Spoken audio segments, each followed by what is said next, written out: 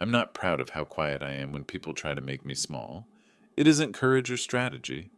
It's a habit I grew from a dozen apartments, 3 layoffs, and one childhood where the adults were always louder than the facts. So when my boss told me to get up and leave my lunch, I did what I've always done first. I watched the room and took inventory of what was real. It was the office cafe at 12:17 on a Tuesday, the kind of lunch rush where the espresso machine sounds like it's coughing up coins, and every table is a negotiation.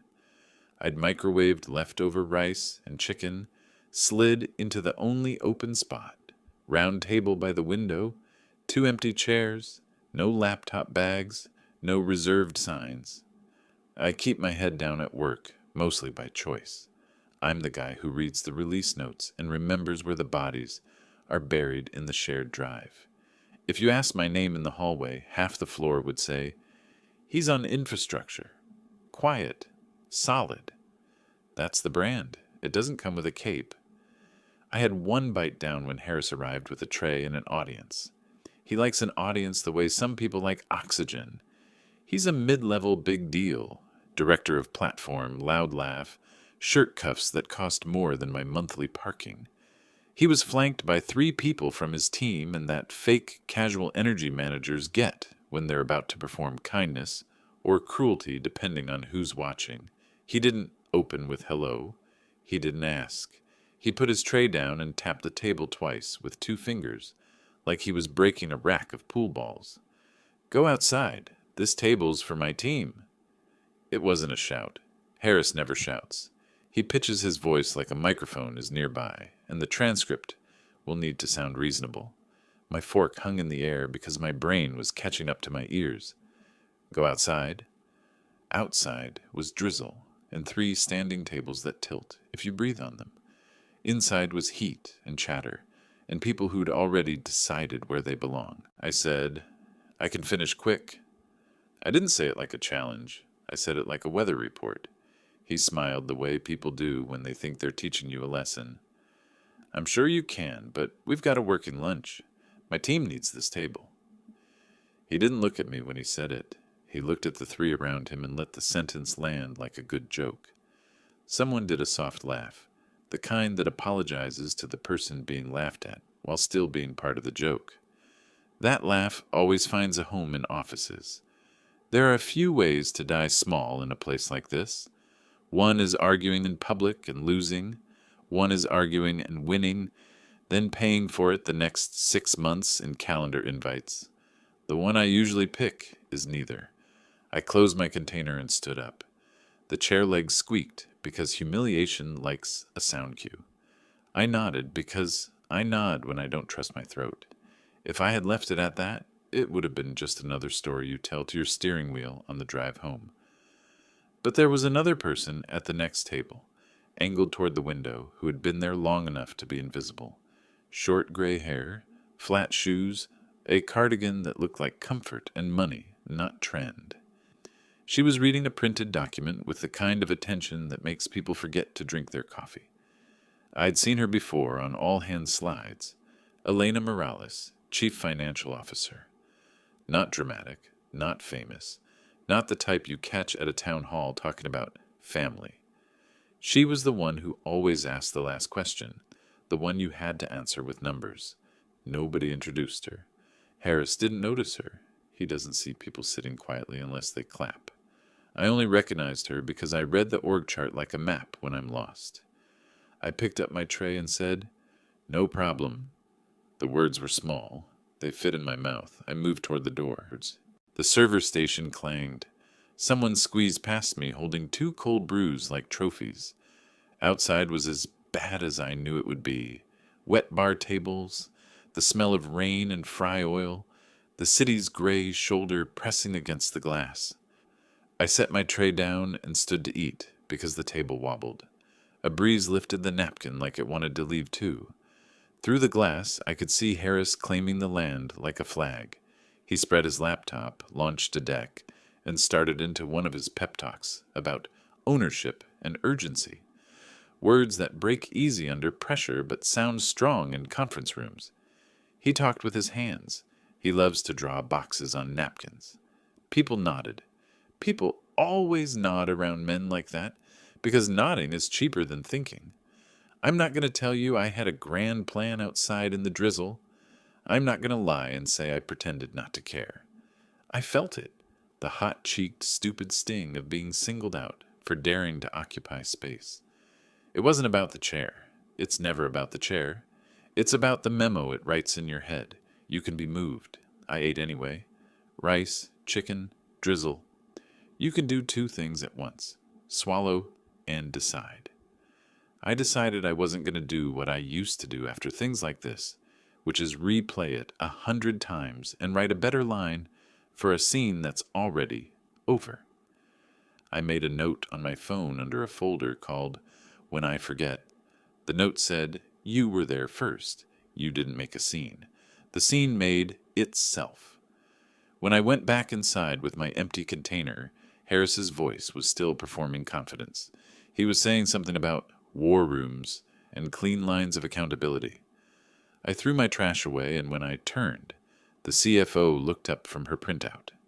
Not like she'd been waiting, just the way a person looks up when the thing they've been watching changes position. Our eyes met for a second longer than strangers. It wasn't a smile. It wasn't an invitation. It was a kind of receipt. I kept moving. I don't chase power in hallways. I clocked in my head that someone who mattered had seen a small thing, and small things always live longer than big speeches. Back at my desk, my screen had 4 Slack bubbles, the color of trouble. 2 were from people in my group. "You good?" And "That was rough." 1 was from someone I barely know. A single knife emoji, then JK. The last was a calendar invite from Harris titled Quick Sync, Platform OKRs. 20 minutes from now, no agenda. He likes to fly casual into ambushes. I accepted it. I reopened a ticket that had been waiting all morning because production issues don't care about your pride. Jenkins had choked on a bad token. I fixed it. I logged the fix. I keep receipts even when no one asks for them. Most of my job is cleaning up small messes no one wants credit for. It's not glamorous, but servers don't throw surprise parties. The sync was a corridor meeting by design. Harris met me halfway between the café and conference room B because he understands optics. He clapped a hand on my shoulder like we were old teammates and said, "Hey, didn't mean to ruffle feathers earlier. You know how it is. Got to keep the crew together." There are a dozen ways to answer that. I picked the one that keeps your badge working. "It's your table," I said. He liked that. He smiled. Exactly. Listen, couple things on the pipeline. We're getting scrutiny on spend. Just make sure we're not over-provisioning anything. Eyes are on us? Scrutiny on spend is CFO weather. I nodded, took the tasks, wrote them down in a notebook I pay for myself because the company notebooks always disappear when you need them. He has never asked me what I write. He assumes it's about his ideas. By 3, the whole floor had the story. It got better in the retelling, as these things do. In one version, I snapped back. In another, Harris offered me a chair and I declined because I'm noble. In the one that will live the longest, I walked away with dignity, which is a nice way of saying I didn't break the furniture. Office folklore is a soft machine. It sands off the edges until it can sit with you at your desk. I stayed late because the cluster never sleeps, and because staying late makes you harder to replace on paper, even if nobody says it out loud. At 6:40, when the cafe had emptied to the clink of the night crew, I passed the window again on my way out. The table was empty. Crumbs, abandoned napkin sketch of a box inside a box. A ring of water where a glass had sweated itself into a small lake. Elena Morales was there again, or still, it was hard to tell. She was collecting her pages. Neat stack, pen-clipped, horizontal. She didn't look up when I walked by. She didn't need to. I wasn't her problem. Not yet. Outside, the drizzle had become a polite kind of rain, the kind that lets you pretend you're not getting wet if you keep moving. I pulled up my hood and crossed the plaza.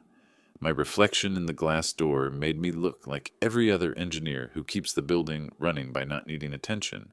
I don't hate that person. He's kept me fed. On the train home, I watched the city blur past and tried not to write speeches in my head.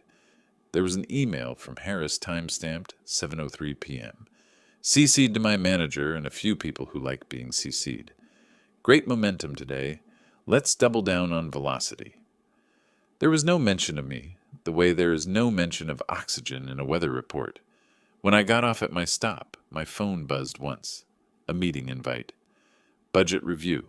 Platform. Organizer, Elena Morales. Attendees, 5 names I recognized, 1 I didn't, and me at the bottom, like a surprise. Tomorrow, 11:30, conference room A. No agenda, no deck attached.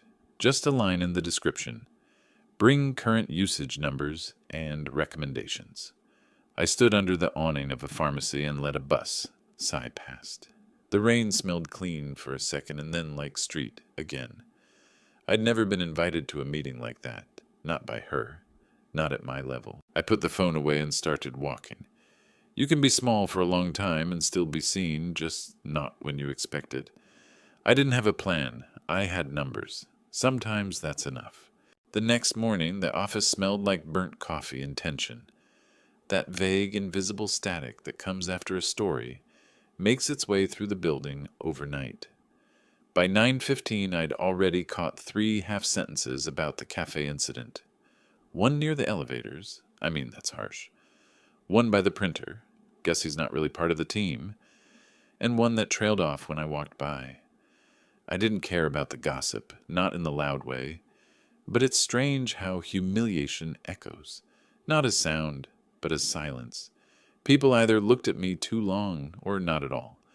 The worst part wasn't Harris. It was the pity. That subtle, quiet kind that clings to your back like static.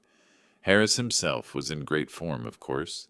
He moved through the corridors like nothing happened, cracking jokes about KPIs, talking about team synergy, loud enough for the floor to hear. He had the posture of a man who thought he'd scored points.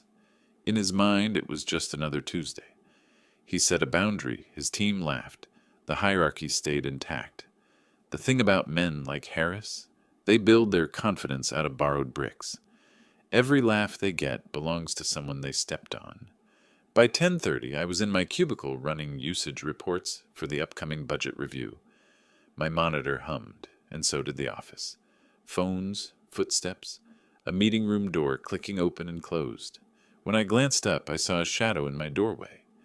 Elena Morales. She wasn't surrounded by assistants or clutching a folder, just a coffee cup and the calm expression of someone who didn't need to prove she belonged anywhere. "Morning," she said. Her voice wasn't soft. It was measured. Like every word was weighed before release. I stood automatically. "Good morning, Ms. Morales." She nodded toward the chair opposite mine. "You mind?" "Of course not." She sat. The way she did it, quiet, deliberate, made the whole cubicle shrink into focus. The hum of the office faded. "I wanted to ask," she said, looking at me, "do you always eat alone?" I didn't expect that question. I could have laughed. But instead, I said the truth. I eat where I'm told. Her eyes held mine, just for a beat longer than comfort allows. Then she smiled, faintly. Not mockery, but recognition. "I'll see you at the budget review." And just like that, she was gone. No follow-up, no explanation. When she left, I sat there, trying to figure out if I'd just been comforted or inspected. At 11:30, the review started. Conference room A. I'd never been inside without my manager before. The glass walls made everything feel like a fishbowl. Every movement visible, every silence louder. Harris walked in first, laptop under his arm, already talking about runway and projected scaling. He didn't even glance at me. Elena followed, carrying only her coffee. Behind her came 2 analysts, one from finance, one from compliance. The kind of people who deal in decimals and consequences.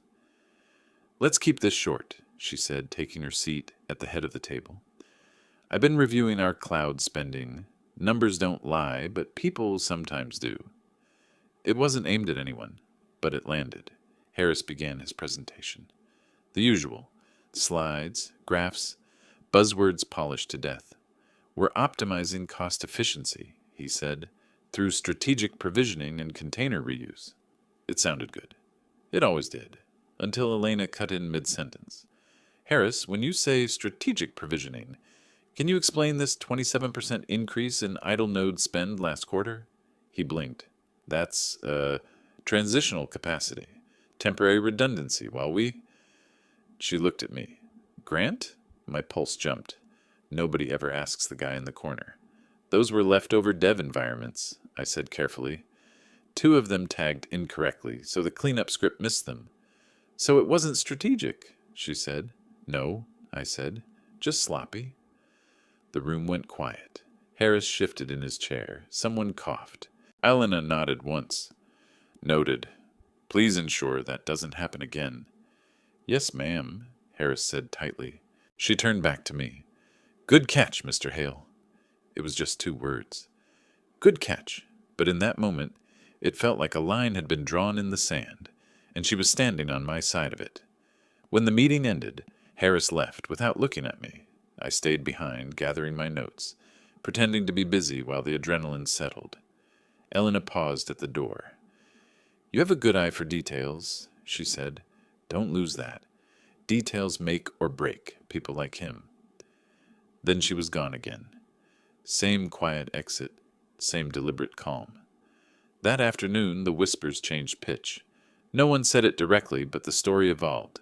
The quiet guy corrected Harris in front of the CFO. Some said I embarrassed him. Some said I'd been lucky. The truth was simpler.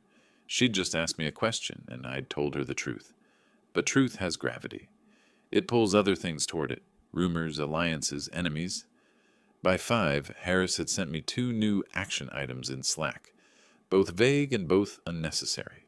Classic punishment by overwork. Quick check on server deprecation logs and review tagging policy doc. Both tasks I'd already done, twice. I didn't reply. I just did them again, cleaner this time, and sent him the reports with timestamps. He read them. I could see the seen mark, but he didn't respond. Silence is how weak men retreat. Days passed. Harris stayed cordial in meetings, fake friendly in hallways, and condescending over email. He couldn't afford open hostility, not after the CFO's little moment of notice, but he wanted me to know I was still beneath him. Thing is, I stopped caring. Something shifted after that meeting. I wasn't walking on eggshells anymore. I started staying out of sight, but not out of confidence, out of observation. I watched how Harris recycled other people's work, how he redirected praise, how he padded numbers before submitting reports. Once you notice patterns, you can't unsee them. The first real crack showed 2 weeks later in an email chain about resource allocation. He forwarded a cost breakdown from finance and accidentally included a line from his assistant at the bottom. Should we move the unbilled hours again before submitting? It was small, but small things become big in the right hands. I didn't say a word. I archived it. That kind of information doesn't rot. It matures. On Friday, I was finishing up a deployment when Elena passed by my desk again. She paused, looked at my screen, and said, "Still eating where you're told?" I smiled faintly, trying to sit at better tables. She gave the smallest nod, like she'd been waiting to hear that. "Keep it up, Mr. Hale. Things are about to get interesting." She walked away, leaving her coffee cup on the edge of my desk. It wasn't an accident. It was a marker. I didn't know it yet, but that moment would change my life.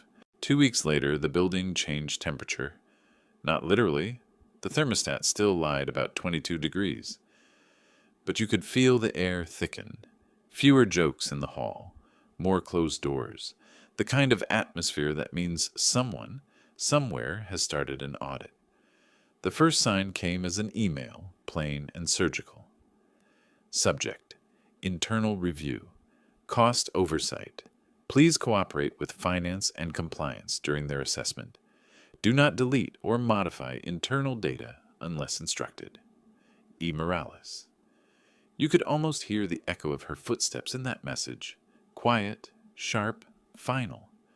By noon, rumors were running laps around the office. Some said there'd been financial inconsistencies. Others said the CFO was cleaning house. Nobody knew where the crosshairs were pointed, only that they existed. Harris was performing calm. That specific brand of fake composure only managers learn. Shoulders back, jokes louder, Slack messages sprinkled with, "Team, we've got this." But I could see it in his jaws, the flick of irritation every time someone from finance appeared at his desk. Me? I just kept working. I knew better than to get involved, but I also knew that silence has its own kind of weaponry. By Wednesday, the auditors had claimed the small conference room on the south side. That's where people went in nervous and came out pale. Around 3, my phone buzzed. Meeting request, audit review, platform infrastructure, hail.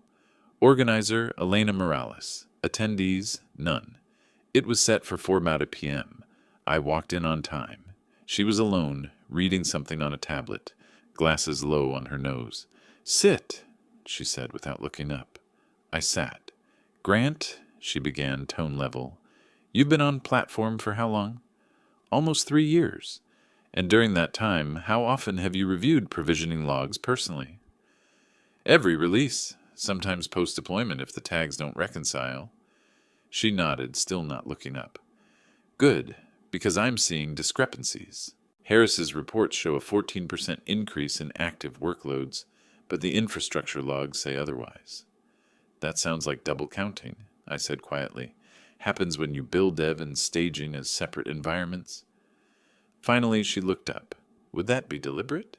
"Depends who's writing the report." She studied me, not suspiciously, analytically, like a mechanic listening to an engine. "Can you verify these logs by end of day?" "Yes, ma'am. Send them to me directly, nobody else." There was no emotion in her voice, but I knew what it meant. She was running this herself now.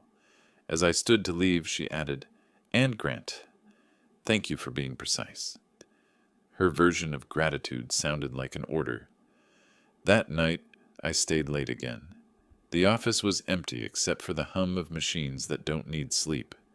I went through 3 months of Jenkins logs, matched them against the cloud billing dashboard, and built a chart.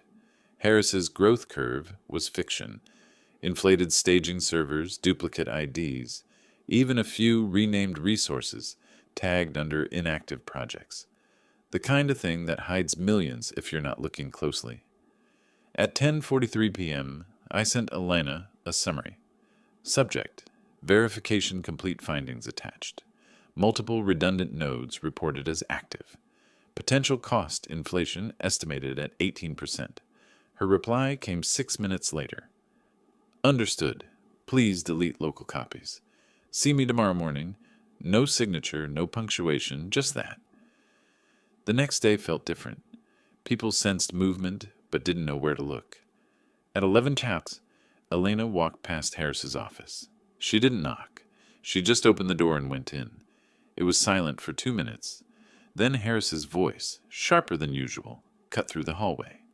"That's ridiculous. Those reports were cross-checked." Then her voice, even and low. "By whom?" No one breathed. 10 minutes later, she came out alone. Harris's door stayed closed for the rest of the day. By Friday, his calendar was wiped clean. The gossip started again, cautious this time, like people were afraid the walls could talk. Someone whispered that Harris was on leave. Others said pending review. I said nothing. At 4, I got another meeting invite. Subject: staffing transition discussion. Organizer E. Morales. I walked in expecting questions, maybe instructions. What I didn't expect was the folder waiting on the table.